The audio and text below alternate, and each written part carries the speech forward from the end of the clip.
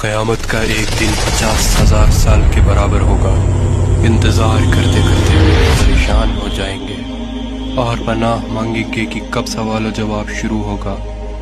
ایک لمبے انتظار کے بعد اللہ کا حکم جاری ہوگا۔ اللہ اپنے فرشتوں پر حکم ظاہر کرنا شروع کر دے گا۔ 70,000 فرشتے جہنم کو لے کر آ رہے ہوں گے۔ یہ منظر اتنا بھیانک ہوگا کہ سب کے سب چیخیں نکل جائیں گی۔ تمام آدمزاد کے ہاتھ میں ایک کتاب دی جائے گی جس میں ان کی نیکی اور برائی لکھی ہوگی۔ اس کے بعد سوال و جواب کا سلسلہ شروع ہو جائے گا۔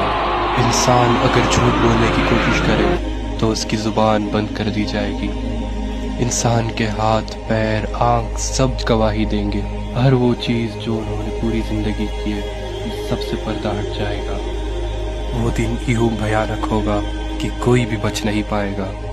انسان من ہی من یہ دعا کرے گا کہ وہ پھر سے دنیا میں چلا جائے تاکہ اس کی نیکی بڑھ جائے اور گناہ گھٹ جائے۔ جب انسان اپنے والدین یا اپنے بھائی بہن سے نیکی مانگنا چاہے تو وہ اس سے انجان ہو جائیں گے۔ اس سوال و جواب کے سلسلے میں اللہ انسان سے کہے گا کہ پہلے کتاب کا پنہ پڑھو۔ اللہ اگر اس سے راضی ہو گیا تو اس کتاب میں سے سارے گناہ معاف ہو جائیں گے۔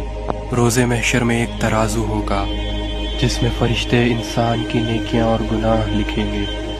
کچھ انسانوں کا گناہ یوں ہوگا کہ ایک پہاڑ کے برابر، کچھ انسانوں کی نیکیاں یوں ہوں گی کہ صرف ایک کنکر کے برابر۔ اللہ انسان کے اندر کا ایمان دیکھے گا۔ اگر انسان اپنی پوری زندگی میں یہ مانتا تھا کہ اللہ ایک ہے اور اس کے سوا کوئی معبود نہیں تو اس کی رحمت اس پر برس جائے گی۔ ان سب کے بعد انسان کو کل صراط کا راستہ پار کرنا ہوگا۔ یہ راستہ تلوار سے بھی تیز اور بال سے بھی باریک ہوگا۔ جس کے اخلاق اچھے ہو اور ایمان تیز ہو ان کے لیے یہ راستہ آسان ہوگا، اور جس کا ایمان کمزور تھا وہ سیدھا جہنم میں جائے گا۔